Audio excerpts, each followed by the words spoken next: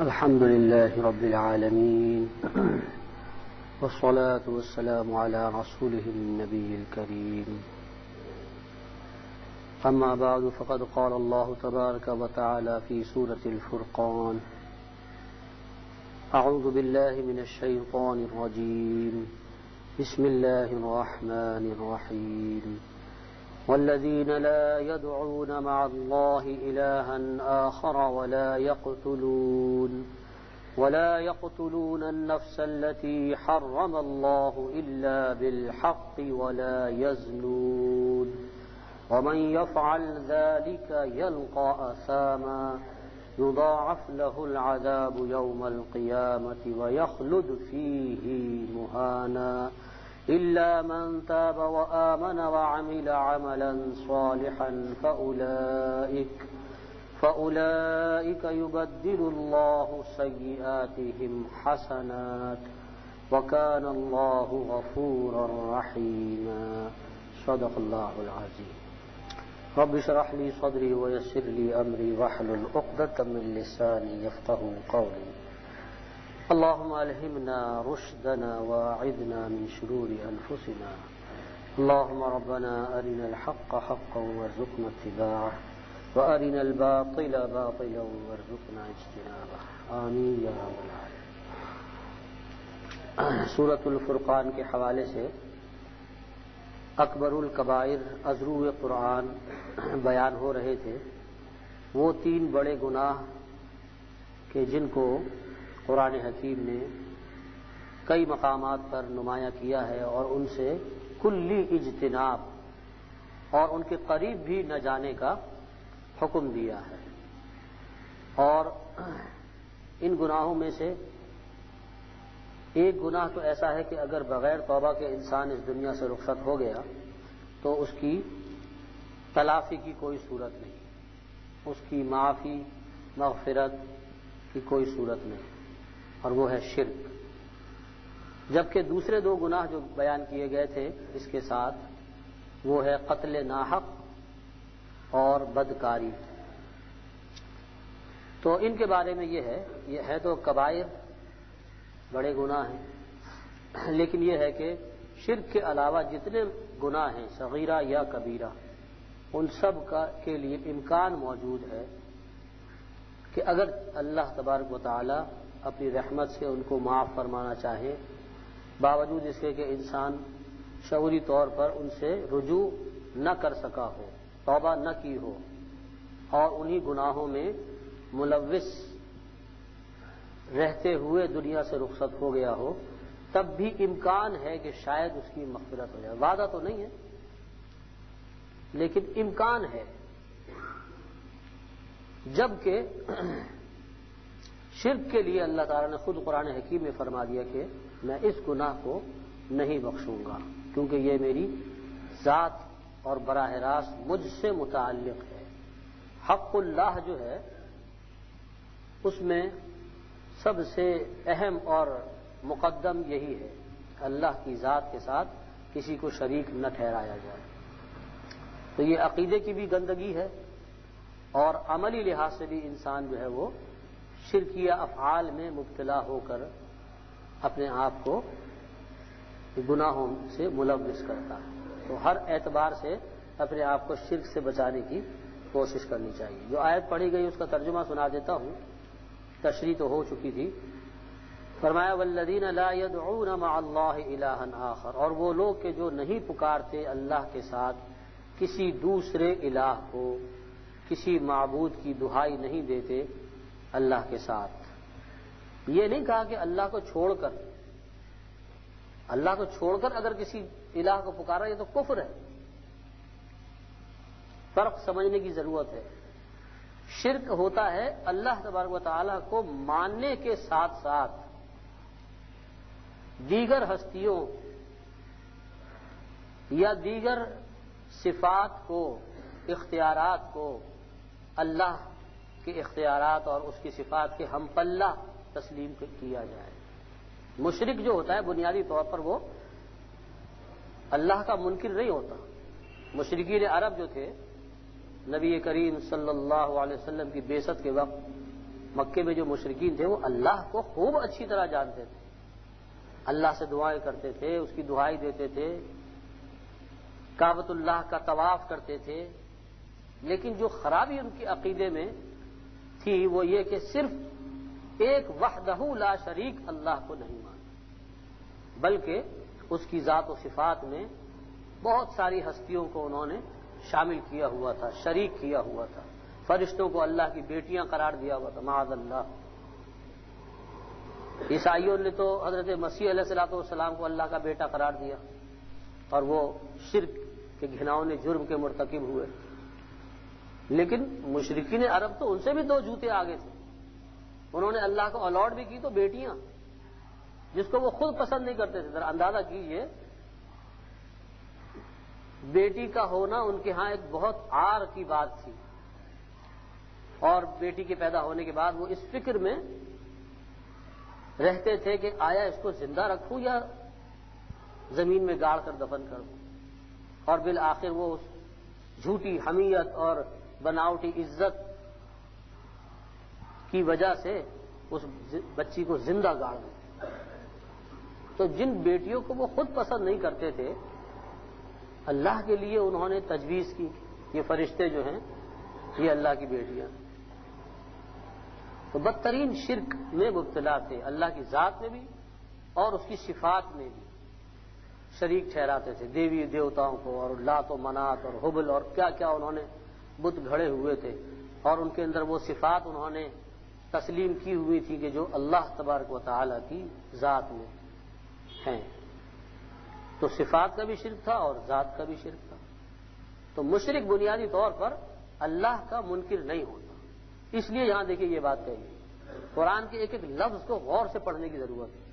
والذین لا يدعون مع اللہ الہا آخر، اور وہ لوگ کہ جو اللہ کے ساتھ کسی دوسرے معبود کو ہرگز نہیں پکارتے، یعنی نہ اس سے توقع رکھتے ہیں، نہ اس سے مناجات کرتے ہیں، نہ دعائیاں دیتے ہیں۔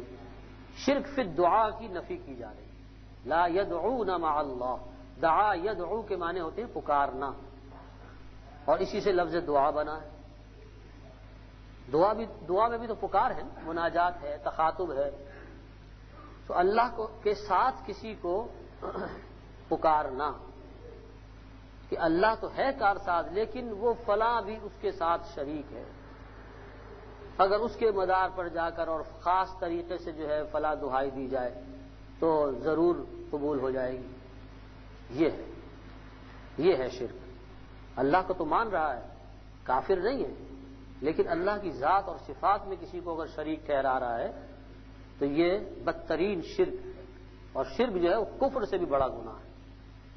کافر کم سے کم کھلا تو ہوتا ہے نا، جو اس کا عقیدہ ہے اللہ کو نہیں مانتا، لیکن مشرک جو ہے یہ مان کر بھی اللہ کی توہین کرتا ہے، تو یہ زیادہ بڑا مجرم ہوا۔ اس اعتبار سے بہت احتیاط کی ضرورت ہے۔ مسلمان اگر اپنے آپ کو شرک سے پاک کر لے ہر اعتبار سے، تو یہ اس کی بہت بڑی سعادت اور بہت بلند مرتبہ ہوگا، ورنہ بالعموم نام نہاد مسلمان جو ہے وہ کسی نہ کسی نوع کے شرک میں مبتلا ہو۔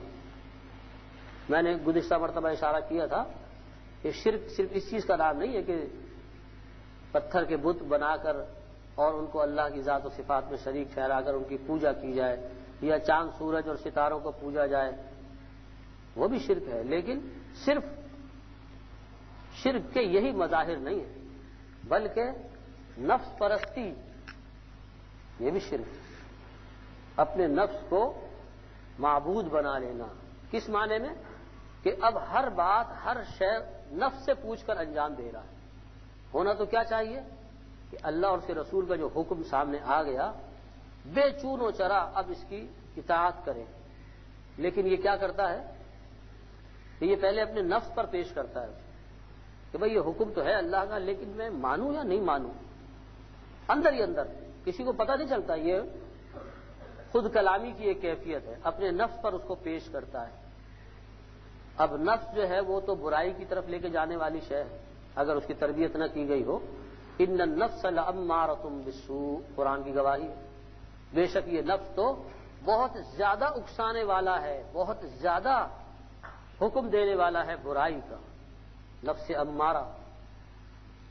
تو نفس اس کو پھر الٹی سیدھی پٹیاں پڑھاتا ہے، تعویلیں سجھاتا ہے، ہیلے بتاتا ہے کہ دیکھو بھائی حکم تو ہے اللہ کا، لیکن اب تم جس دور میں رہ رہے ہو تمہیں آخر اپنی برادری میں بھی سر اٹھا کے چلنا ہے، فلاں کو بھی جواب دینا ہے، اور یہ بھی کرنا ہے اور یہ بھی کرنا ہے۔ ایک انبار اس کے سامنے جو ہے نا وہ لگا دیتا ہے، اور اس کی آڑ میں اس کی بنیاد پر وہ اعراض کراتا ہے، اس حکم سے کنی کترانے کا مشورہ دیتا ہے۔ مثلا جیسے زکوٰۃ ہے، اب زکوٰۃ دینا جو ہے یہ مسلمان پر واجب ہے، فرض ہے اگر وہ صاحب استطاعت ہے۔ تو یہ بجائے اس کے کہ اللہ کا حکم سمجھ کر سیدھا سیدھا زکوٰۃ نکال دے خوش دلی سے، اللہ پہ بھروسہ کرتے ہوئے کہ میرا مال کم نہیں ہوگا بلکہ برکت ہوگی، مسلمان کا تو یہی عقیدہ ہونا چاہیے۔ اگر اس نے زکوٰۃ نکالی انقباض کے ساتھ، دلی بوجھ کے ساتھ، تو سمجھ لیجئے کہ عبادت کا حق ادا نہیں ہوا۔ زکوٰۃ نکالنے چاہیے خوشی خوشی کہ یہ اللہ نے میرے مال کو پاک کرنے کا، اس کو محفوظ کرنے کا، اس کو آخرت میں بڑھانے چڑھانے کا ایک ذریعہ بنایا ہے۔ کتنا اللہ کا احسان ہے کہ اس نے اس مال کو پاک کرنے کا اتنا مبارک طریقہ ہمیں عطا فرمایا ہے کہ زکوٰۃ غریبوں کو، مستحقین کو پہنچا دو خوش دلی کے ساتھ، تو تمہارا مال بھی پاک اور تمہارے درجات بھی بلند اور فریضہ بھی ادا ہوگی۔ لیکن خدا نخواستہ یہ شخص اگر براہ راست اللہ کے حکم پر کان دھرنے کے اپنے نفس سے مشورہ کرنے لگ جائے کہ بھئی میں زکوٰۃ دے دوں پوری پوری، یہ تو بہت زیادہ بن رہی، اب نفس اس کو پٹیاں پڑھائے گا کہ دیکھ تیرے بچے بھی ہیں، ان کی تعلیم کا مسئلہ ہے، کوئی ایمرجنسی آ سکتی ہے، اور اتنا بینک بیلنس تو لامحالہ ضروری ہے، اگر تو اتنی زکوٰۃ دے گا تو فقیر ہو جائے گا اور پھر محتاج ہو جائے گا، ڈراتا ہے، فقر سے ڈراتا ہے۔ اب اگر اس شخص نے نفس کی بات مان لی، اللہ کے حکم سے پہلو تہی کی، یا اس کو پورا ادا نہیں کیا، اس میں کچھ کٹوتی کر دی، تو در حقیقت اس نے اللہ کی اطاعت نہیں کی، اس نے نفس کی اطاعت کی۔ اس کا معبود اللہ نہیں ہے، اس کا معبود اس کا اپنا نفس ہے۔ اسی سورہ فرقان میں اللہ تعالیٰ نے فرمایا، اے نبی آپ نے اس شخص کے حال پر غور کر، افرأیت من اتخذ الہہ ہواہ، اے نبی آپ نے اس شخص کے حال پر غور فرمایا کہ جس نے اپنے خواہش نفس کو اپنا معبود بنا رکھا، معبود کا لفظ استعمال کیا خود اللہ نے، افرأیت من اتخذ الہہ ہواہ، ہوا کہتے ہیں خواہش نفس کو، اپنی خواہش نفس کو جس نے اپنا معبود بنایا ہوا ہے۔ کیا مطلب؟ یہ کہ خواہش نفس کے سامنے کوئی سجدہ تو نہیں کرتا، معبود اس معنی میں بنایا ہے کہ فیصلہ کن اتھارٹی جو ہے نا اس نے اپنے نفس کو دی ہے، وہ اتھارٹی کی جو اللہ کا حق ہے، اللہ وحدہ لا شریک نے جو فرما دیا، بس اس کے آگے چوں چرا کی گنجائش نہیں، خوش دلی سے اس فریضے کو انجام دینا ہے۔ لیکن اگر نفس کو درمیان میں لایا اور اس کی وجہ سے کنی کترائی، اعراض کیا، پہلو تہی کی، تو اب اللہ تعالیٰ کی حمیت اور غیرت جو ہے جوش میں آتی ہے۔ اللہ تعالیٰ کہتا ہے کہ اچھا تم ہمارے حکم میں ملاوٹ کرتے ہو، اپنے نفس کا دخل ہمارے حکم میں، تو جاؤ یہ ساری عبادت جو ہے تمہارے منہ پر دے ماری ہے۔ تو بڑا خطرناک معاملہ ہے، کسی کو پتہ نہیں چلتا، اس لیے کہ آپ اپنے نفس کی جو پیروی کر رہے ہیں وہ دوسرے پر منکشف نہیں ہو سکتی، تو اندر ہی اندر یوں سمجھیے کہ ایمان کو دیمک لگ گئی، اور انسان بظاہر سمجھ رہا ہے کہ میں تو اللہ کو مانتا ہوں، 5 وقت کی نماز پڑھتا ہوں، لیکن اس نے اگر اللہ کے حکم کے اندر اپنے نفس کی بات کو مان کر اس میں تعویل کی، رد و بدل کیا، کٹوتی کی، تو یہ گویا کہ نفس پرستی، خدا پرستی نہیں رہی، اب نفس پرستی۔ اسی طرح پیسے کو، مال و دولت اور اس کی طاقت کو اتنا بڑا سمجھنا، اتنا اس پر بھروسہ کرنا کہ اگر جیب میں پیسے ہیں تو اب بالکل مطمئن ہے، ہر ڈر سے، خوف سے، میرے پاس پیسے ہیں، ہر ضرورت پوری ہو جائے گی، اور اللہ پر سے نگاہیں ہٹی ہوئی، اصل چین اور سکون دینے والا، حادثات سے بچانے والا، انسان کو مشکلات سے نکالنے والی ذات تو اللہ کی ہے۔ تو جو توکل، جو اعتماد، جو بھروسہ اللہ کی ذات پر ہونا چاہیے، وہ اس نے وہاں سے ہٹا کر پیسے، مال، دولت، بینک بیلنس، عزت، معاشرے میں اسٹیٹس، ان چیزوں کو اس نے اس جگہ رکھا ہوا ہے۔ یہ بھی شرک ہے۔ یہ جگہ تو اللہ کے لیے، دل میں جو مقام اللہ تبارک و تعالیٰ کا ہونا چاہیے، جو تعلق اللہ تبارک و تعالیٰ کے ساتھ اعتماد، توکل اور بھروسے کا ہونا چاہیے، اس جگہ جو بھی چیز آ جائے گی شرک ہو جائے گا۔ تو آج کے دور کا جدید شرک کیا ہے؟ مادہ پرستی، یعنی عبد الدینار اور عبد الدرہم جس کو کہا گیا حدیث میں، تعس عبد الدینار و عبد الدرہم، حضور نے فرمایا لعنت ہو، برباد ہو جائے یہ درہم و دینار کا بندہ۔ صحابہ نے پوچھا کہ کون ہے؟ آپ نے فرمایا کہ وہ شخص جو پیسے کو، مال و دولت کو وہ اہمیت دیتا ہے، وہ مقام دیتا ہے جو اللہ تبارک و تعالیٰ کا۔ ہونا کیا چاہیے؟ چاہے آپ کے پاس پیسے نہیں ہیں، وسائل نہیں ہیں، لیکن آپ کا بھروسہ، اطمینان اللہ کی ذات پر ہونا چاہیے کہ وہ آپ کو بھوکا نہیں مارے گا، وہ آپ کو ذلیل نہیں کرے گا۔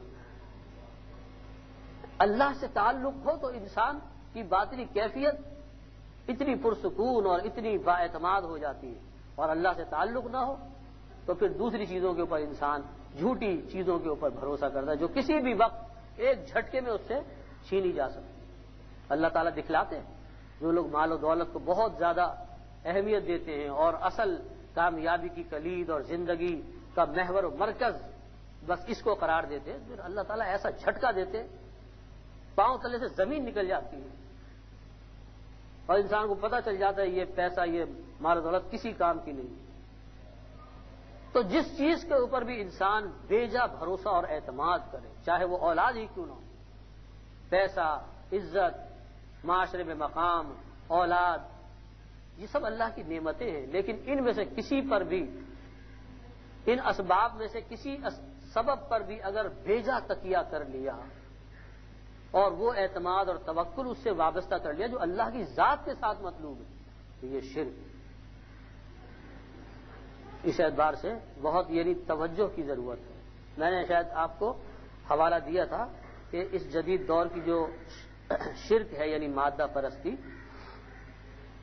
اس پر مولانا ابو الحسن علی ندوی کی بڑی بہترین کتاب ہے، مارکہ ایمان و مادیت، سورہ کہف کی تفسیر میں بڑی بہترین تحریر لکھی ہے، اور بتلایا ہے کہ دجالی تہذیب اور دجال اور اس کا ظہور اور مادہ پرستی کا جو بلا ہے یہ کس طریقے سے مسلمانوں کے ایمان کو خراب کرے، اور انسان یہ سمجھتا رہتا ہے کہ میں تو موحد ہوں، اور درا حالے کے اندر سے وہ شرک میں مبتلا ہو چکا ہوں۔ یہ کتاب پڑھیے، اردو زبان میں ہے، مارکہ ایمان و مادیت، مولانا ابو الحسن ندوی صاحب نے۔ قرآن حکیم کی ایک سورت کی تفسیر بھی آپ کو مل جائے گی، اور یہ جو مادہ پرستی کا شرک ہے اس کا جو آپریشن انہوں نے کیا ہے اور بتلایا ہے کہ مسلمان کو اللہ نے اس سے تو محفوظ کر دیا ہے کہ اللہ کی ذات میں کسی کو شریک نہیں ٹھہرائے گا، کسی کو بیٹا بیٹی نہیں بنائے گا، اس سے تو محفوظ ہے، بتوں کو نہیں پوجے گا، چاند ستاروں کو نہیں پوجے گا، ان بڑے بڑے شرک سے تو اللہ نے اس کو بچایا ہوا ہے۔ لیکن وہ خطرناک اور باریک شرک جو اندر ہی اندر اس کے ایمان کو چٹ کر جاتا ہے، مادہ پرستی، نفس پرستی، تو اس سے انسان غافل رہتا ہے، اور جب حقیقت میں سے پردہ اٹھتا ہے تو پتہ چلتا ہے کہ جناب یہ بھی مشرکین کی صف میں۔ اللہ تعالی ہم سب کی حفاظت فرمائے، ہمارے ایمان کو، ہماری توحید کو کامل فرمائے، ہمیں مغالطوں سے باہر لائے، ہم مادہ پرستی کو چھوڑ کر خدا پرستی کو اختیار کریں۔ اور اللہ تعالیٰ دکھلاتا ہے جو اللہ کو چاہتا ہے اللہ کا صحیح معنوں میں پرستار ہوتا ہے، پرستش صرف اللہ کی کرتا ہے اور وہ مقام کسی دوسری چیز کو نہیں دیتا، تو اللہ تعالیٰ اسباب کے بغیر بھی اس کی مدد فرماتا ہے، بغیر اسباب کے نتیجہ نکال دیتا ہے، اتنی طاقت ہے اس ذات میں۔ لیکن اس کے لیے وہ تعلق چاہتا ہے، خالص اور قوی تعلق اللہ کی ذات کے ساتھ، مسبب الاسباب اللہ تبارک و تعالی، اسباب اس کے تابع ہیں. اسباب سے اگر ہم نے دل لگایا اور مسبب الاسباب کو چھوڑا تو بڑا خسارے کا سودا ہے. یہ بات ہے جو یہاں کہی گئی. تو پہلا گناہ جو ہے وہ ہے شرک. اس سے کلی طور پہ اجتناب کرنا ہے، باریک بینی سے جائزہ لینا ہے کہ ہماری زندگی میں کوئی عملی، اعتقادی اور غیر محسوس طریقے سے غیر شعوری شرک تو در نہیں آیا. ہم اپنے آپ کو مسلمان سمجھتے رہیں اور جناب اندر ہی اندر جو ہے معاملہ. تو اس لیے بڑی فکر کی ضرورت ہے. تشخیص کرائیں، کسی اللہ والے کے پاس جائیں، اس سے پوچھیں، وہ آپ کے باطن کو ٹٹولے گا، آپ کی حرکات و سکنات، آپ کی نشست و برخاست، آپ کی پرائرٹیز، آپ کی ترجیحات، آپ کے معاملات سے پہنچ جائے گا کہ دل میں اللہ ہے یا کچھ اور ہے. تو لہذا ہر شخص کو فکر کرنے کی ضرورت ہے کہ اپنے ایمان کو خالص رکھے اور توحید کامل کو اختیار کرے. نمبر 2، قتل ناحق کا ذکر کیا گیا تھا. اکبر الکبائر میں سے دوسرا گناہ ہے کسی کی جان لینا.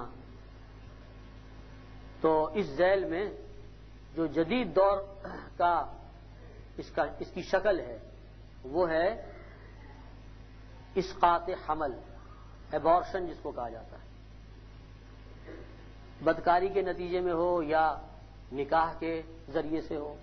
نکاح کیا ہوا ہے لیکن اس بچے کو جس کا حمل قرار پا چکا ہے، جس میں روح پھونکی جا چکی ہے، اس کو ڈاکٹر کے پاس لے جا کر گرانا، اس حمل کو گروانا، یہ قتل ہے، بالکل صاف قتل ہے. آج ہمارے معاشرے میں بہت عام ہے. بڑے شوق سے لوگ یہ کرتے اور کرواتے ہیں. اسپتالوں کے اندر بڑی سہولتیں میسر ہیں، بڑی خاموشی اور رازداری کے ساتھ. بعض اسپتال تو چل ہی اس بنیاد پر رہے کہ جناب وہ ایبارشن کے لیے بڑی سہولتیں مہیا کرتے.